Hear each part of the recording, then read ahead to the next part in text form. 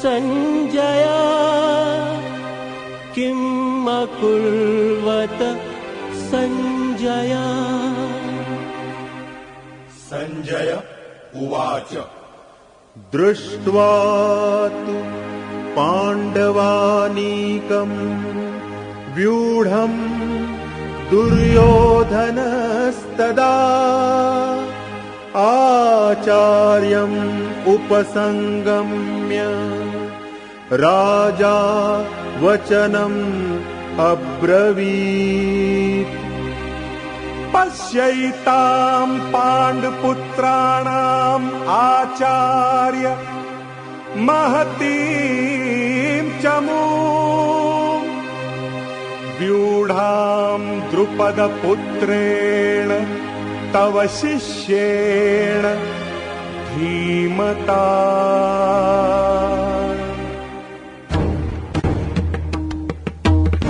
अत्र शूरा महेश्वासा भीमार्जुन समायुधि युयुधानो विराटश्च द्रुपदश्च महारथः। युयुधानो विराटश्च द्रुपदश्च महारथः।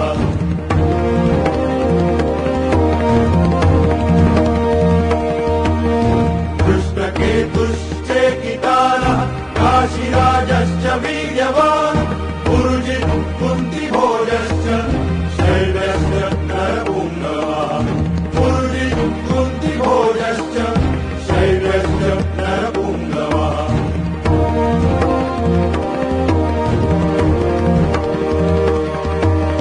युधामन्युश्च विक्रान्त उत्तमोजाश्च वीर्यवान् सौभद्रो द्रौपदेयाश्च सर्व एव महारथाः। सौभद्रो द्रौपदेयाश्च सर्व एव महारथाः। सर्व एव महारथाः। अस्माकम् तु विशिष्टाये तान्निबोध द्विजोत्तमा नायका मम सैन्यस्य संज्ञार्थम् तान् ब्रवीमि ते।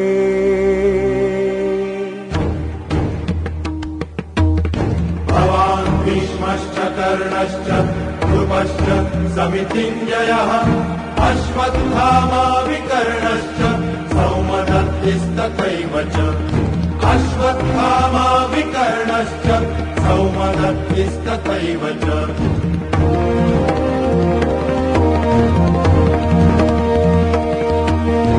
अन्ये च बहवः शूरा मदर्थे त्यक्तजीविताः नानाशस्त्रप्रहरणाः सर्वे युद्धविशारदाः।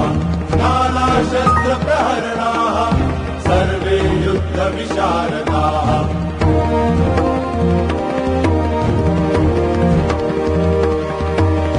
अपर्याप्तम् तदस्माकम् बलम् भीष्माभिरक्षितम् पर्याप्तम् इदमेतेषाम् बलम् भीमाभिरक्षितम्। पर्याप्तम् इदमेतेषाम् बलम् भीमाभिरक्षितम्। बलम् भीमाभिरक्षितम्। अर्जुन उवाच सेनयोरुभयोर्मध्ये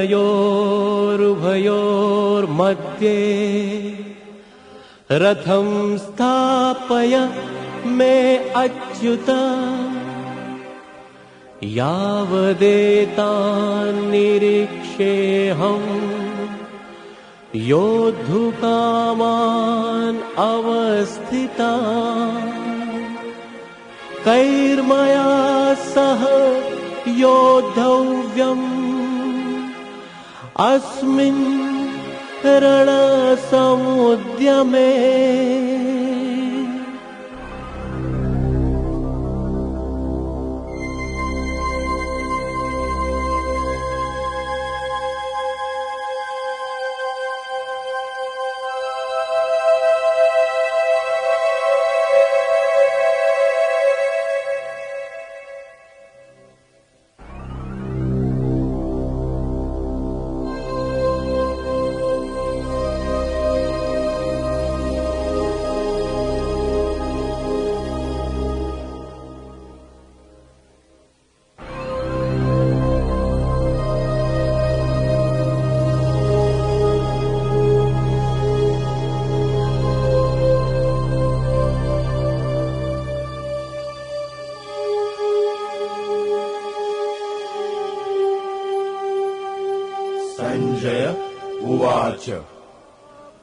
तत्रापश्यत् स्थितान् पार्थ पितॄन् अथ पितामहान्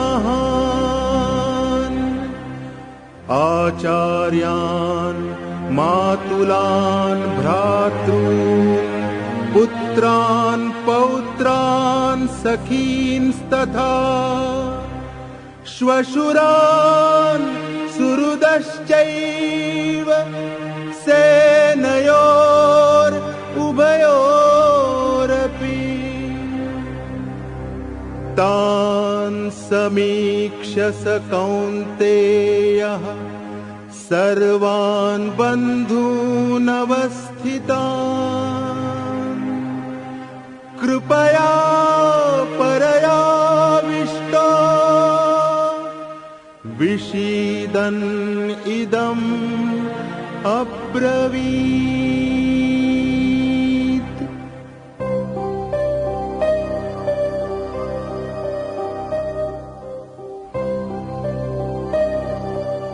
अर्जुन उवाच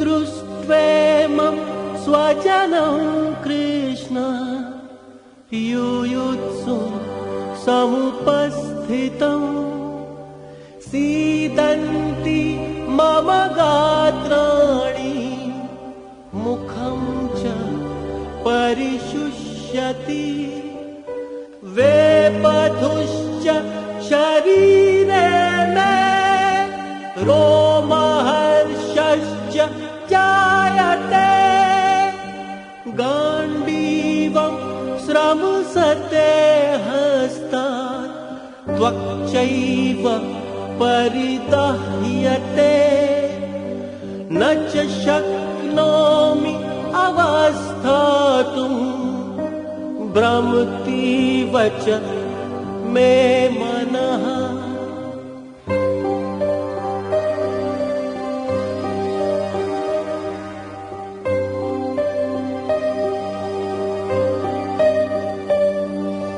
निमित्तानि च पश्यामि विपरीतानि केशव न च श्रेयोन् पश्यामि हत्वा स्वजनम् आहवे न काङ्क्षे विजयं कृष्ण न च राज्यं सुखानि च किं नो राज्येन गोविन्द किं भोगैर्जीवितेन वा।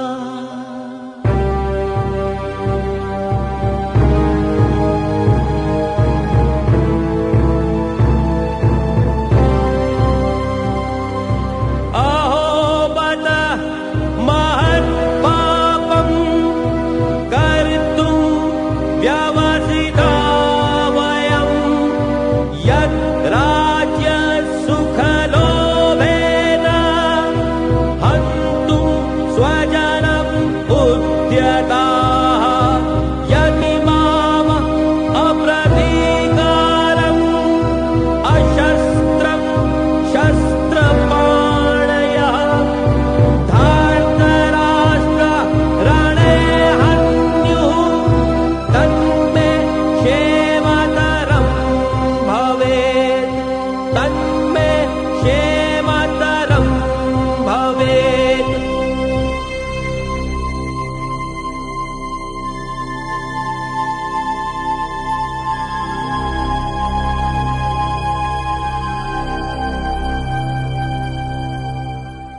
संजय उवाच एवम् उक्त्वार्जुनः सङ्ख्ये रथोपस्थ उपाविशत् विसृज्य सशरं चापम् शोकसंविघ्नमानसः शोकसंविघ्नमानसः शोकसंविघ्नमानसः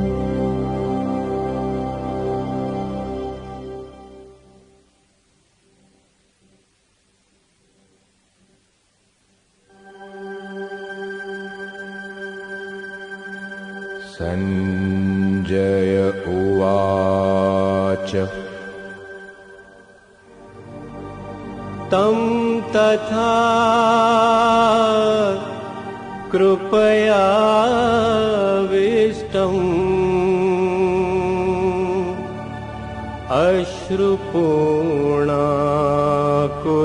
अश्रुपूर्णाकुलेक्षणम्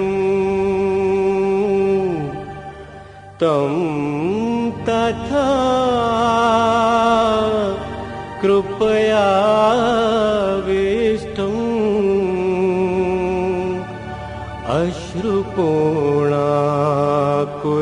अश्रुपूर्णाकुलेक्षणम् विषीदन्तम् इदं वाक्यम्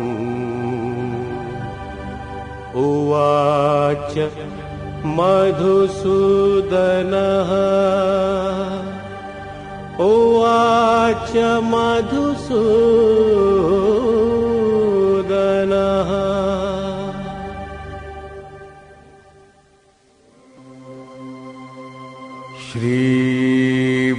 श्रीभगवान् उवाच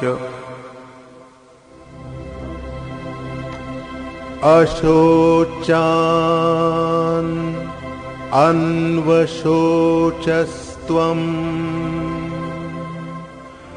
प्रज्ञावादांश्च भाषसे गतासून गतासूंश्च नानुशोचन्ति पंडिताः नानुशोचन्ति पंडिताः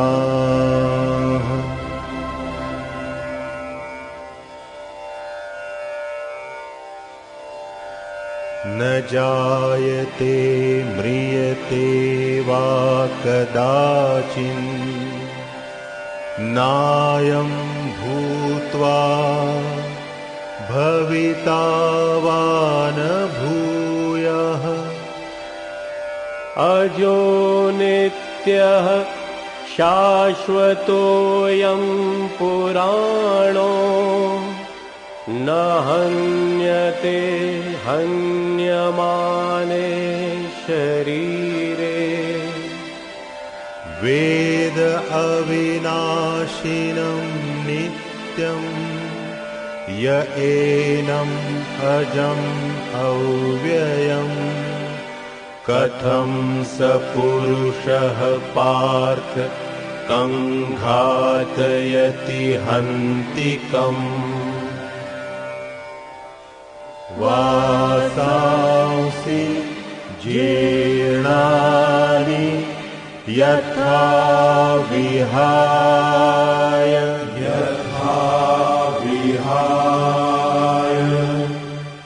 नवानि गृह्णाति नरोपराणि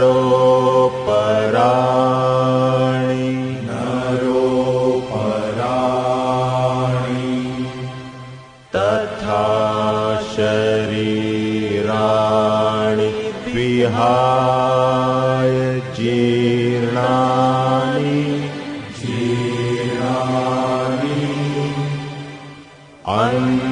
अन्यानि संयाति नवानि देहि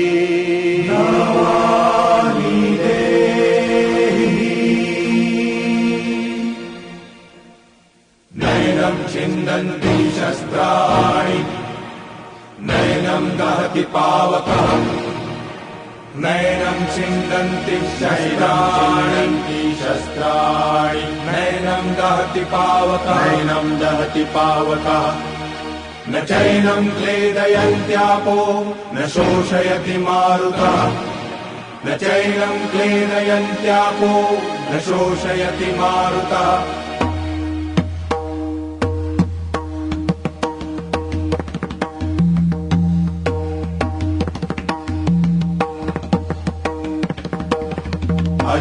अच्छेद्योऽयम्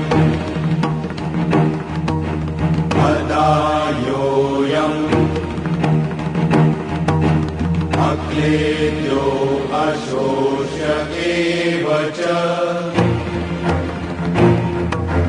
नित्यः सर्वगतः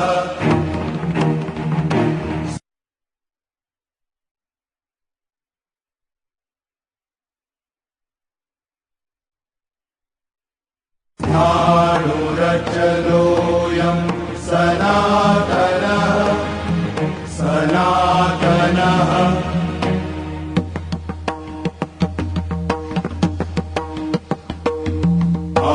अव्यक्तोऽयम्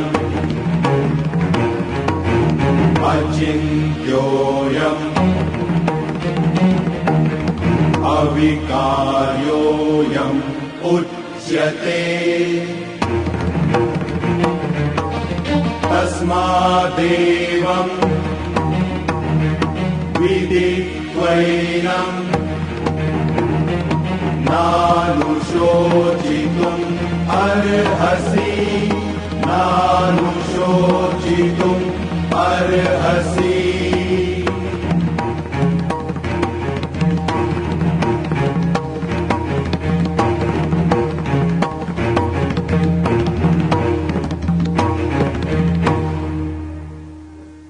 जातस्य हि ध्रुवो मृत्युः जातस्य हि ध्रुवो मृत्युः ध्रुवं जन्म मृतस्य च ध्रुवं जन्म मृतस्य च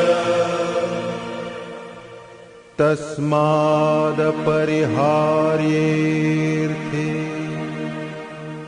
न त्वं शोचितुम् अर्हसि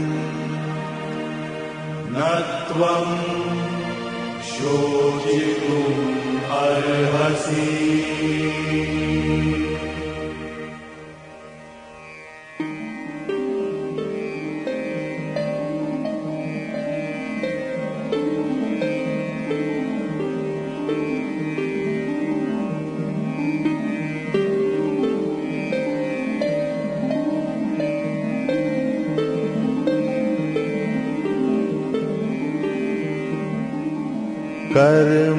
कर्मण्येव अधिकारस्ते मा फलेषु कदाचन कर्मण्येव अधिकारस्ते मा फलेषु कदाचन मा कर्मफलहेतुर्भूः मा ते संगोऽस्त्वकर्मणि मा ते संगोऽस्त्वकर्मणि मा ते संगोऽस्त्वकर्मणि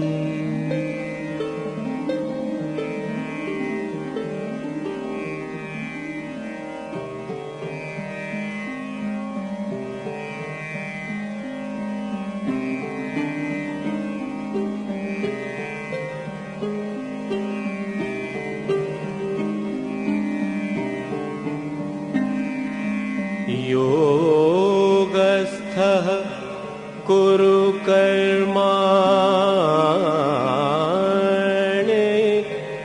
संगं त्यक्त्वा धनञ्जय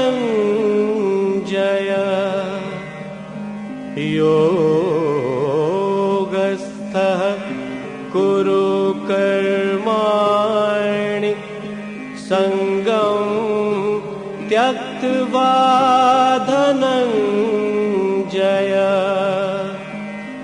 सिद्धि असिद्ध्योः समो भूत्वा समत्वं योग उच्यते समत्वं योग उच्यते।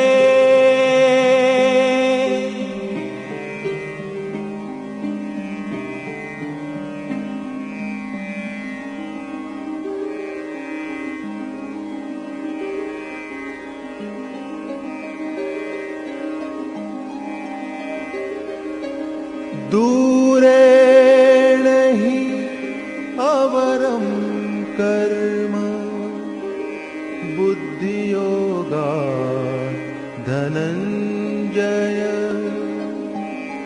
दूरेण हि अवरं कर्म बुद्धियोगात्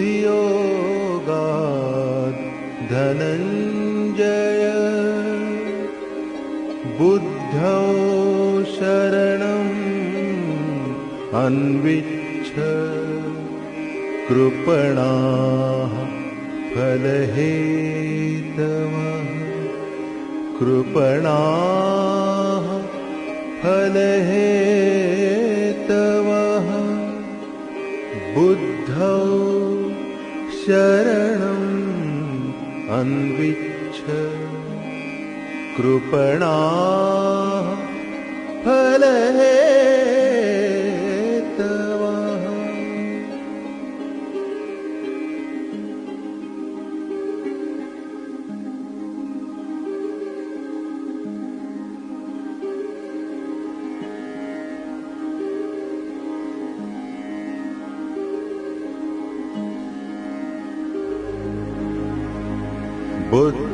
बुद्धियुक्तो जहातीह उभे सुकृतदुष्कृते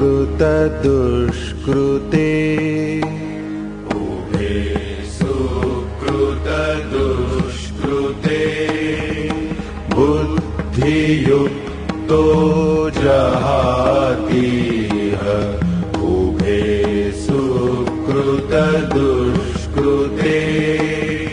तस्माद्योगाय युज्यस्व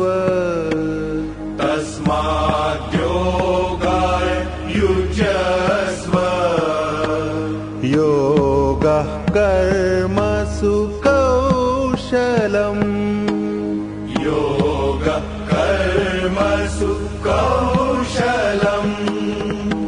तस्माद्योगाय युज्यस्व योगः कर्मसु कौशलम् बुद्धियुक्तो जहातीह उभे सुकृतदुष्कृते उभे सुकृतदुष्कृते।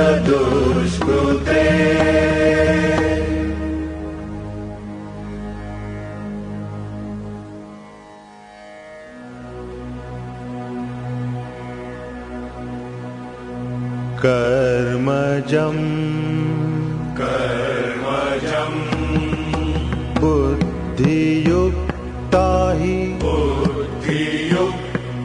हि फलं त्यक्त्वा मनीषिणः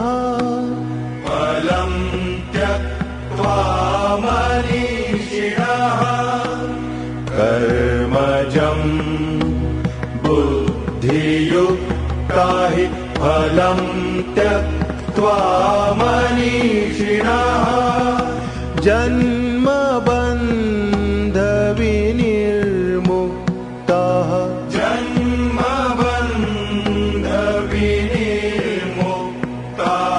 पदं गच्छन्त्यनामयम्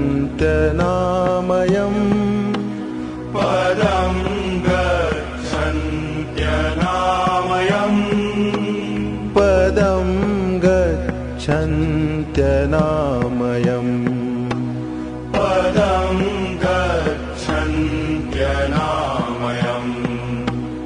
कर्मजम् बुद्धियुक्ता हि फलं त्यक्त्वा मनीषिणः फलं त्यक्त्वा मनीषिणः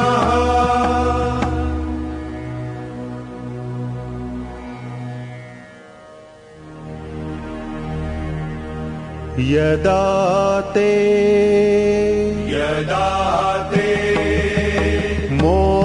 मोहकलिलं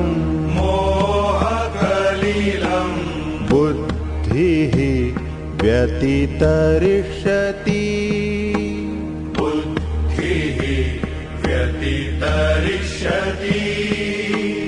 यदा ते मोहकलिलं बुद्धिः व्यतितरिष्यति तदा गन्तासि निर्वेदम्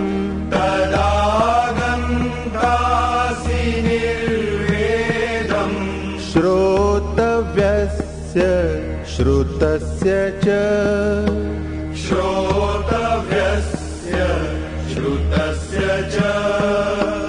तदा गन्तासि निर्वेदम् श्रोतव्यस्य श्रुतस्य च यदा ते मोहकलिलं बुद्धिः व्यतितरिष्यति बुद्धिः व्यतितरिष्यति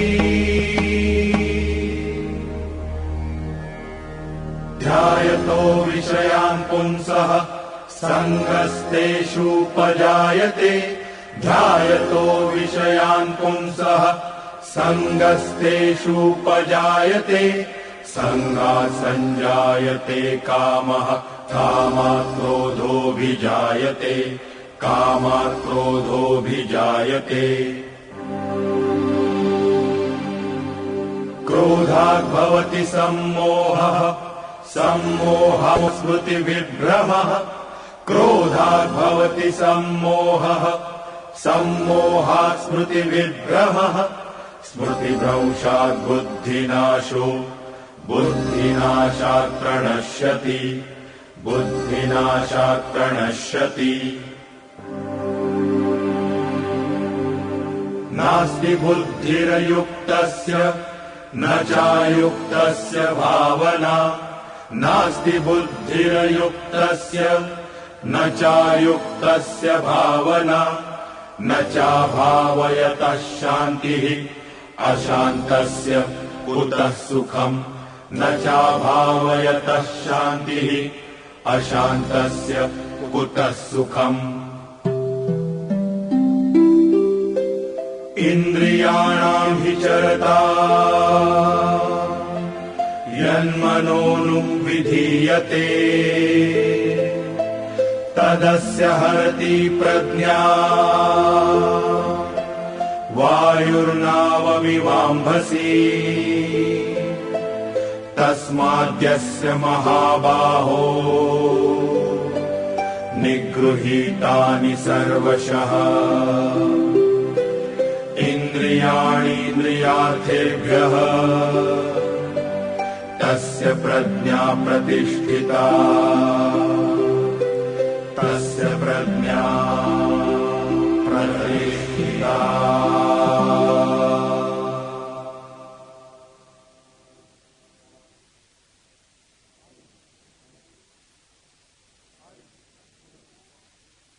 अर्जुन उवाच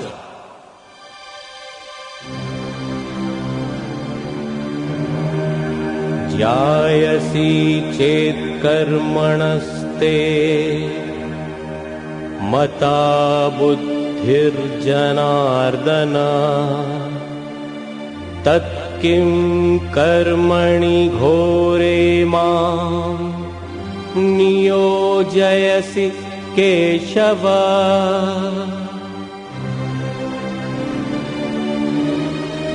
व्यामिश्रेणेव वाक्येन बुद्धिं मोहयसीव मे। तदेकं वद निश्चित्य येन श्रेयोऽहम् आप्नुयाम्। श्री भगवान् उवाच।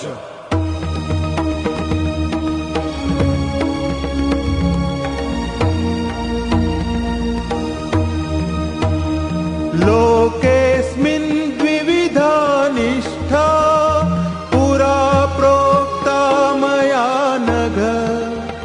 ज्ञानयोगेन साङ्ख्यानां कर्मयोगेन योगिनाम्। ज्ञानयोगेन साङ्ख्यानां कर्मयोगेन योगिनाम्। कर्मयोगेन योगिनाम्।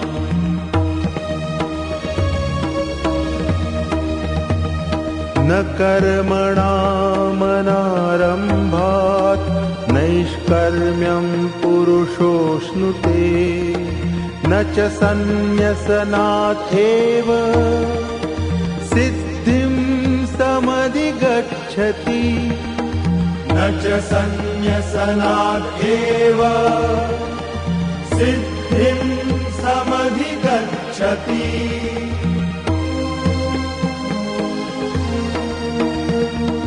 न हि कश्चित् क्षणमपि जातु तिष्ठत्य कर्मकृत्।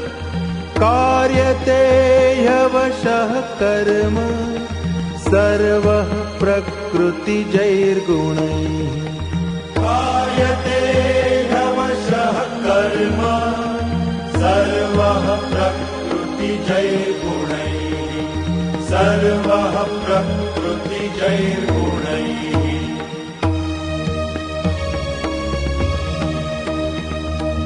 कर्मेन्द्रियाणि संयम्य य आस्ते मनसा स्मरन्। इन्द्रियार्थान् विमूढात्मा मिथ्याचारस्य उच्यते। इन्द्रियार्थान् विमूढात्मा मिथ्याचारस्य उच्यते।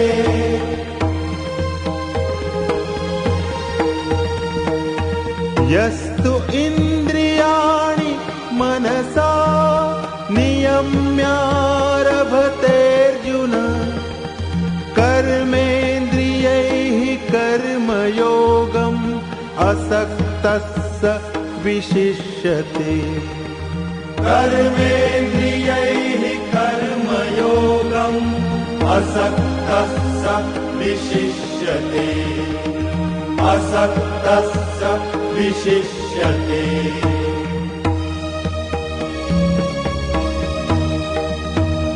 नियतं कुरु कर्म त्वं कर्मज्जायो ह्यकर्मणः। शरीरयात्रापि च ते न प्रसिद्ध्येद कर्मणः।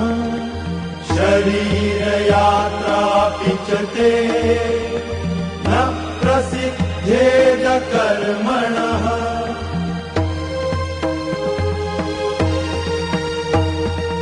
यज्ञार्थात् कर्मणोऽन्यत्र लोकोऽयं कर्म बन्धनः। तदर्थं कर्म कौन्तेय मुक्तसङ्गः समाचर। तदर्थं कर्म कौन्तेय मुक्तसङ्गः समाचर। मुक्तसङ्गः समाचर।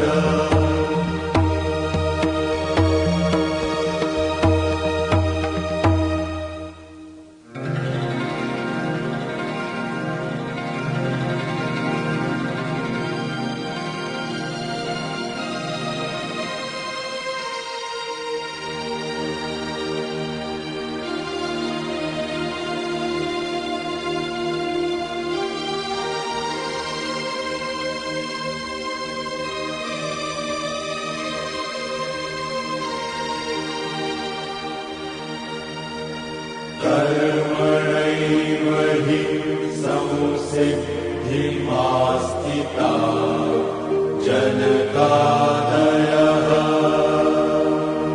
लोकसङ्ग्रहम् एवापि सम्पश्यन् कर्तुम् अर्हसि।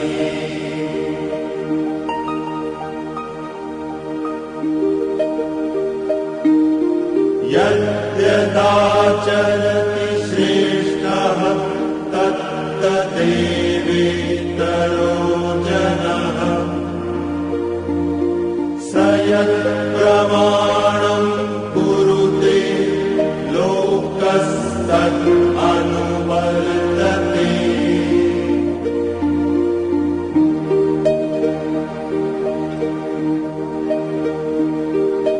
सक्तः कर्मण्य विद्वांसो यथा कुर्वन्ति भारत कुर्यात् विद्वांस्तथा सक्तः चिकीर्षुर्लोकसङ्ग्रहम्।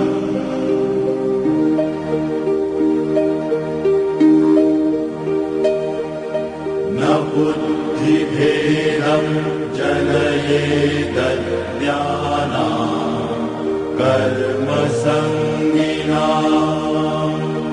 जोषयेत् सर्वकर्माणि विद्वान् युक्तः समाचरन्।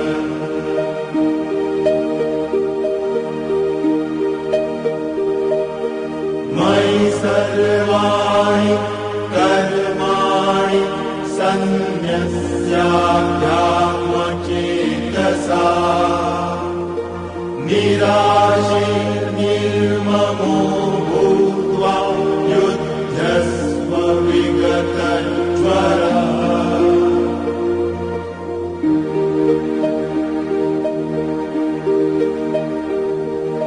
श्रेयान् स्वधर्मो विगुणः परधर्मात् स्वनुष्ठिता स्वधर्मे निधनं श्रेयः परधर्मो भयावहः परधर्मो भयावहः।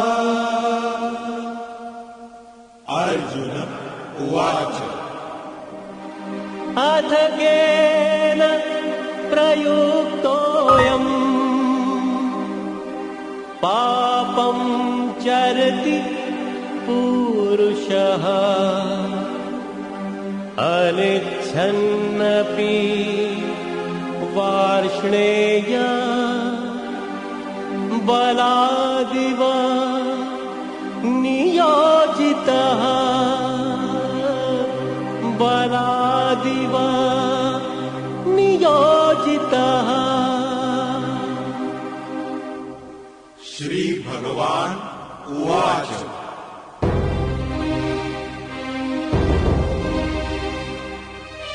काम एष क्रोध एष रजो गुण समुद्भवः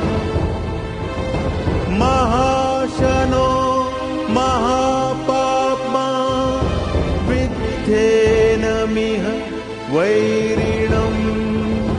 महाशनो महापाप्मा विद्धेनमिह वैरिणम्।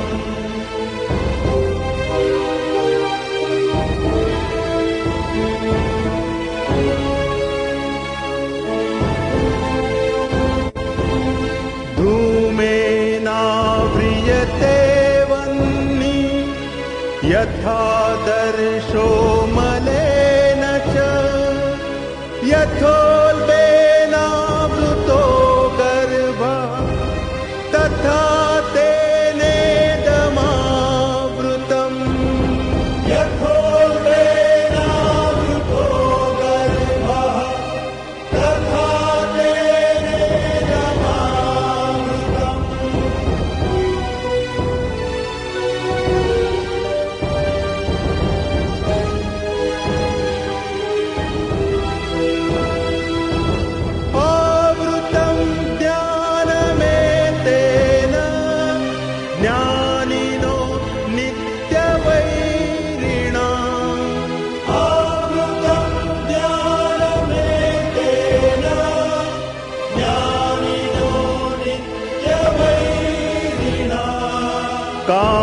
कामरूपेण कौन्तेय दुष्पूरेणानलेन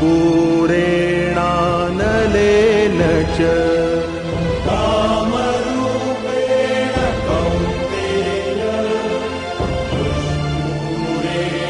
दुष्पूरेणानलेन च दुष्पूरेणानलेन च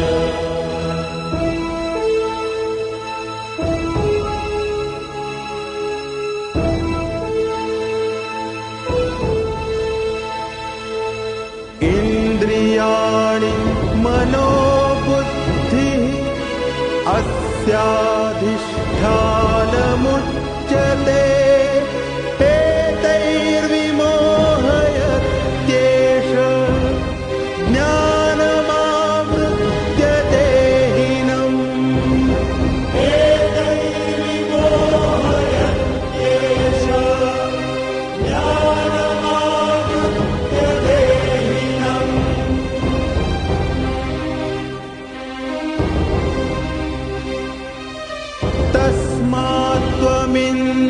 तस्मात्त्वमिन्द्रियाण्यादौ नियम्य भरतर्षभ पाप्मानं प्रजहि ह्येनं ज्ञानविज्ञाननाशनम् पाप्मानं प्रजहि ह्येनं ज्ञानविज्ञाननाशनम्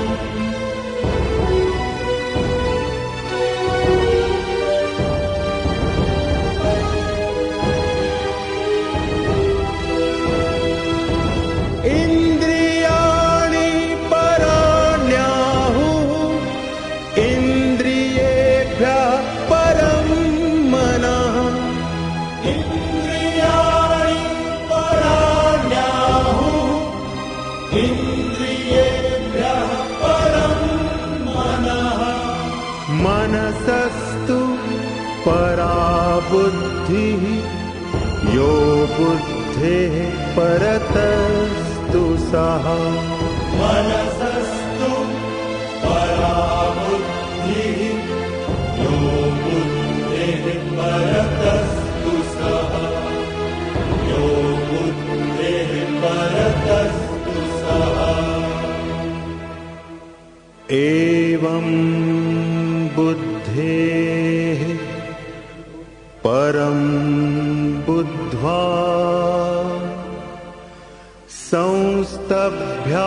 संस्तभ्यात्मानम् आत्मना जहि शत्रुं महाबाहो कामरूपं दुरासदम् कामरूपं दुरासदम्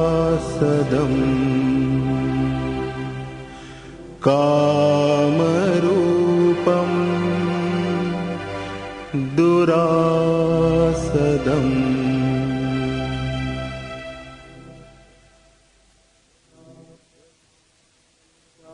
यदा यदा हि धर्मस्य ग्लानिर्भवति भारत यदा यदा हि धर्मस्य ग्लानिर्भवति भारत अभ्युत्थानम् अधर्मस्य तदात्मानं सृजाम्यहम् तदात्मानं सृजाम्यहम्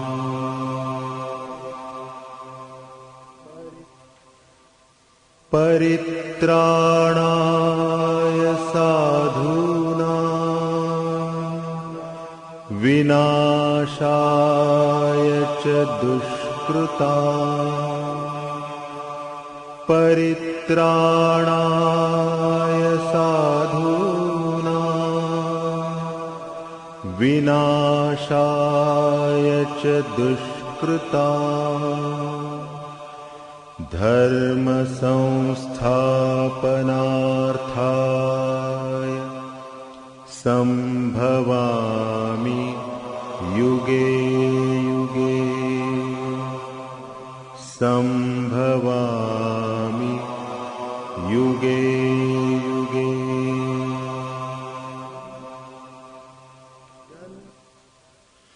जन्म कर्म च मे दिव्यम्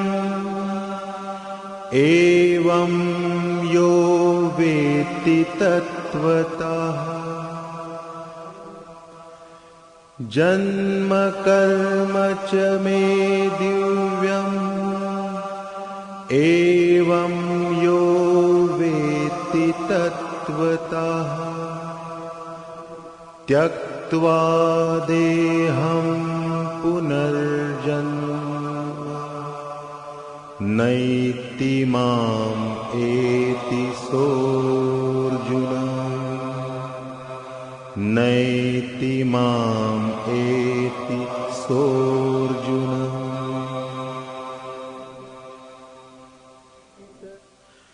वीतरागभयक्रोधा मन्मया मामुपाश्रिता वीतरागभयक्रोधा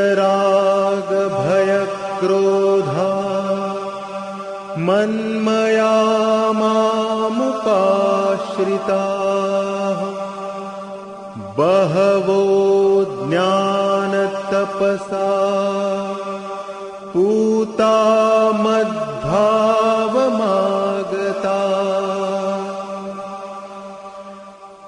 ये यथा मां प्रपद्यन्ते तांस्तथैव भजाम्यहम् मम वर्त्मानुवर्तन्ते मनुष्याः पार्थ सर्वशः मम वर्त्मानुवर्तन्ते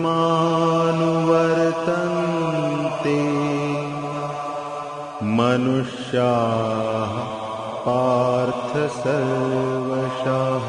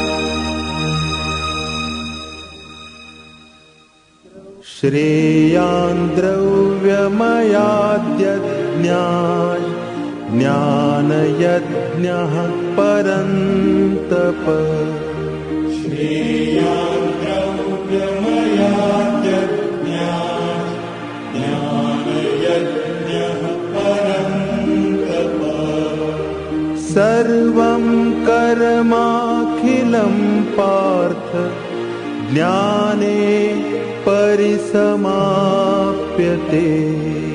सर्वं कर्माखिलं पार्थ ज्ञाने परिसमाप्यते तद्विद्धि प्रणिपातेन परिप्रश्नेन सेवया तद्विद्धि प्रणिपातेन परिप्रश्नेन सेवया उपदेक्षन्ति ते ज्ञानम् ज्ञानिनस्तत्त्वदर्शिनः उपदेक्षन्ति ते ज्ञानम् ज्ञानिनस्तत्त्वदर्शिनः यज्ञात्वा न पुनर्मोहम् एवं यास्यसि पाण्डव यज्ञात्वा न पुनर्मोहम् एवं यास्यसि पाण्डव येन भूतान्यशेषेण द्रक्ष्यस्यात्मन्यथो मयि येन भूतान्यशेषेण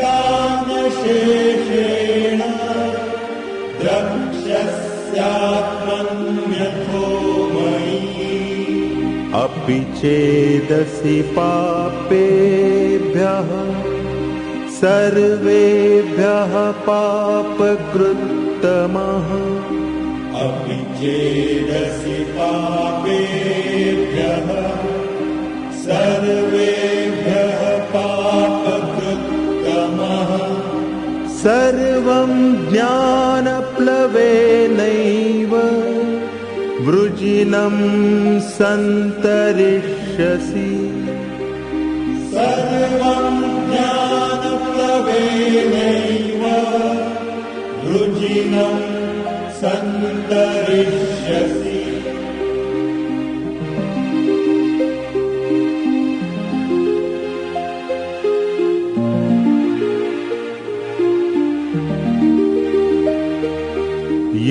यथैधांसि समिद्धोऽग्निः भस्मसात् कुरुतेऽर्जुन यथैधांसि समिद्धोऽग्निः भस्मसात् कुरुतेऽर्जुन ज्ञानाग्निः सर्वकर्माणि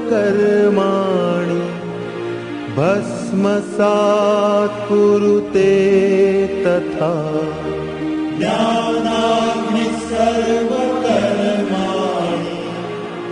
भस्मसात् कुरुते तथा न हि ज्ञानेन सदृशं पवित्रम् इह विद्यते न हि ज्ञानेन सदृशं पवित्रम् इह विद्यते तत्स्वयं योगसंसिद्धः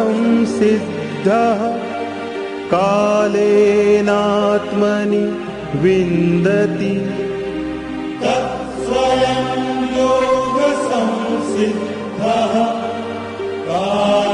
कालेनात्मनि विन्दति श्रद्धावान् लभते ज्ञानं तत्परः संयतेन्द्रियः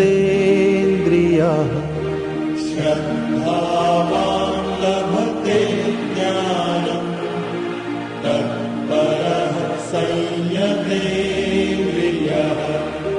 ज्ञानं लब्ध्वा परां शान्तिम्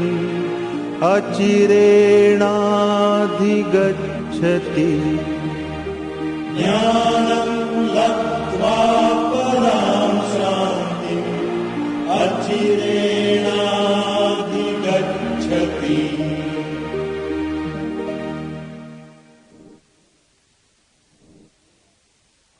श्री भगवान् उवाच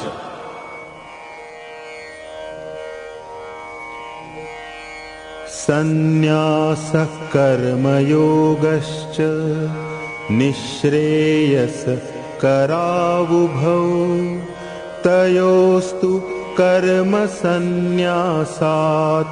कर्मयोगो विशिष्यते सन्न्यासः कर्मयोगश्च निःश्रेयसकरावुभौ तयोस्तु कर्मसन्न्यासात्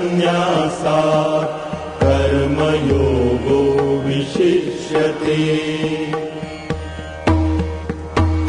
ज्ञेयः स नित्यसन्न्यासी यो न द्वेष्टि न काङ्क्षति निर्द्वन्द्वो हि महाबाहो सुखं बन्धात् प्रमुच्यते।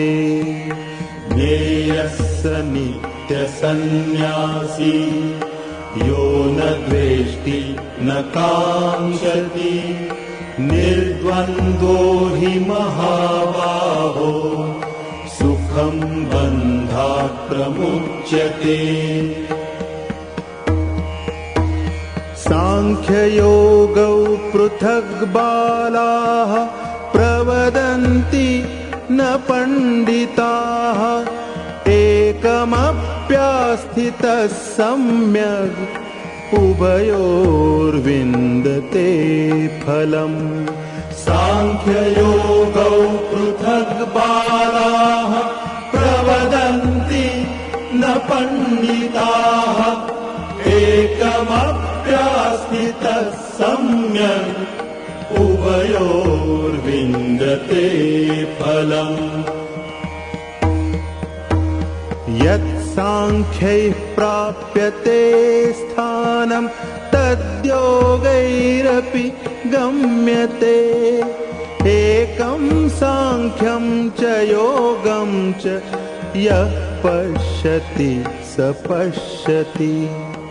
यत् सांख्यैः प्राप्यते स्थानं तद्योगैरपि गम्यते एकं सांख्यं च योगं च यः पश्यति स पश्यति। सन्न्यासस्तु महाबाहो दुःखम् आप्तुम् अयोगतः योगयुक्तो मुनिर्ब्रह्म न चिरेणाधिगच्छति। सन्न्यासस्तु महाबाहो दुःखम् आप्तुम् अयोगतः योगयुक्तो मुनिर्ब्रह्म न चिरेणाधिगच्छति।